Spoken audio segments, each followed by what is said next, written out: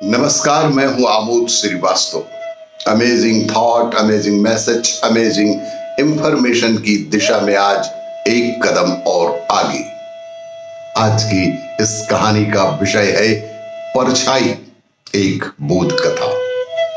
आपको यह मेरा वीडियो अच्छा लगे तो लाइक करें, शेयर करें और लाल बटन दबाकर सब्सक्राइब अवश्य करें। साथ ही बेल आइकन दबाना बिल्कुल ना भूलें।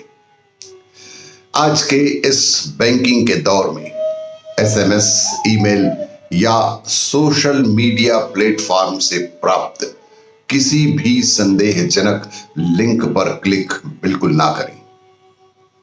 आरबीआई कहता है, जानकार बने, सतर्क रहें। आज की इस कहानी का चिंतन, आज की इस कहानी का शीर्षक परछाई।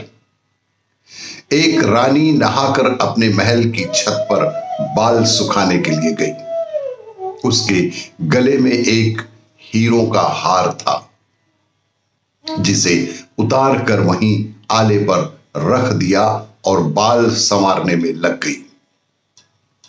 इतने में एक कौवा आया। उसने देखा कि कोई चमकीली चीज है तो उसे लेकर उड़ गया और एक पेड़ पर बैठकर उसे खाने की कोशिश की, पर खा न सका। कठोर हीरों पर मारते मारते चोंच दुखने लगी। अंततः वह हार कर उस हार को उसी पेड़ पर लटकता छोड़कर वहां से उड़कर चला गया। जब रानी के बाल सूख गए तो उसका ध्यान अपने हीरों के हार पर गया, पर वह तो वहां था ही नहीं। इधर उधर बहुत ढूंढने पर भी जब हार नहीं मिला तो रोती धोती वह रानी राजा के पास पहुंची और बोली कि हार चोरी हो गया, उसका तत्काल पता लगवाइए। राजा ने कहा कि चिंता क्यों करती हो, हम दूसरा वैसा ही हार बनवा देंगे। लेकिन रानी मानी नहीं। उसे उसी हीरो की हार की रट लगा रखी थी। कहने लगी कि नहीं, मुझे तो वही हार चाहिए। अब सब ढूंढने लगे पर किसी को हार मिला ही नहीं। पूरे राजमहल को खंगाल दिया गया, लेकिन हीरो का हार पूरे राजमहल में कहीं भी नहीं मिला। राजा ने कोतवाल को कहा, मुझको वह गायब हुआ हार लाकर दो। कोतवाल बड़ा परेशान हुआ, कहां मिलेगा। सिपाही, प्रजा, कोतवाल सब के सब उस हीरो के हार को खोजने में लग गए। तब राजा ने ऐलान किया कि जो कोई वह हार लाकर मुझे देगा, उसको मैं आधा राज्य पुरस्कार में दे दूंगा। अब तो जैसे होड़ सी लग गई। सारी प्रजा, सभी लोग हार ढूंढने में लग गए, क्योंकि आधा राज्य पाने की लालच में जो लोग इधर उधर भटक रहे थे, वे सब भी हार ढूंढने लगे। ढूंढते ढूंढते अचानक वह हार किसी को एक गंदे नाले में दिखा। ढूंढते ढूंढते अचानक वह हार किसी को एक बेहद गंदे नाले में दिखा। हार तो दिखाई दे रहा था, पर उसमें से बदबू आ रही थी। पानी काला था, परंतु एक सिपाही कूदा। इधर उधर बहुत हाथ मारा, पर कुछ उसे हासिल नहीं हुआ। पता नहीं कहां गायब हो गया। फिर कोतवाल ने देखा तो वह भी कूदा।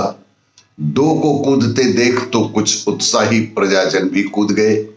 फिर मंत्री भी कूदा, तो इस तरह उस नाले में भीड़ सी लग गई, लेकिन हार किसी के हाथ न लगी। लोग आते रहे और अपने कपड़े निकाल निकाल कर कूदते रहे, लेकिन हार मिला नहीं किसी को।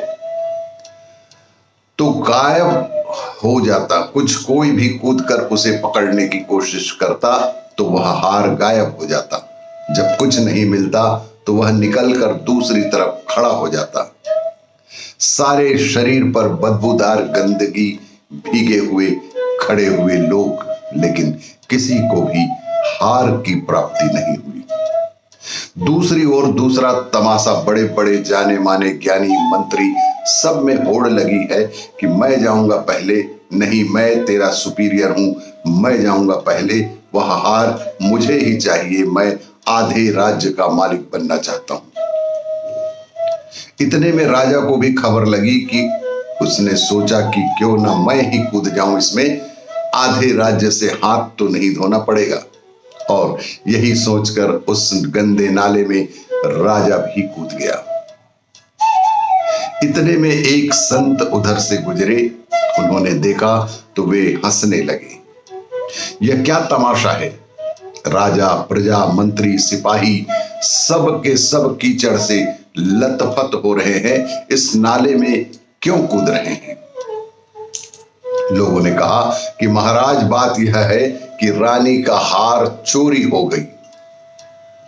वह नाले में दिखाई तो दे रहा है, लेकिन जैसे ही लोग नदी में कूदते हैं तो वह गायब हो जाता है और किसी के हाथ नहीं आ रहा है। और रानी को जिद है कि उन्हें वही हार चाहिए, और इसलिए राजा ने मुनादी करा रखी है कि जो भी व्यक्ति उस हार को लाएगा उसे आधा राज्य दिया जाएगा। संत हंसने लगे कि भाई, किसी ने ऊपर भी देखा है? ऊपर तो देखो, वह टहनी पर लटका हुआ है, नीचे जो तुम देख रहे हो वह तो सिर्फ उसकी परछाई है। नीचे गंदे नाले में जो दिख रहा है वह हीरो के हार की परछाई है। इस कहानी का क्या मतलब हुआ? जिस चीज की हमको जरूरत है, जिस परमात्मा को हम पाना चाहते हैं, जिसके लिए हमारा हृदय व्याकुल होता है, वह सुख, शांति और आनंद रूपी हार क्षणिक सुखों के रूप में परछाई की तरह दिखाई देता है, और यह महसूस होता है कि इसको हम पूरा कर लेंगे। अगर हमारी यह इच्छा पूरी हो जाएगी तो हमें शांति मिल जाएगी, हम सुखी हो जाएंगे। परंतु जब हम उसमें कूदते हैं तो वह सुख और शांति प्राप्त नहीं हो पाती। इसीलिए सभी संत महात्मा हमें यही संदेश देते हैं कि वह शांति, सुख और आनंद रूपी हीरो का हार प्राप्त करना ही नहीं, मन की शांति ही सबसे बड़ा इनाम है। और भी इसी तरह की जानकारियों के लिए देखते रहिए मेरा वीडियो। लाइक करें, शेयर करें और सब्सक्राइब अवश्य करें। धन्यवाद।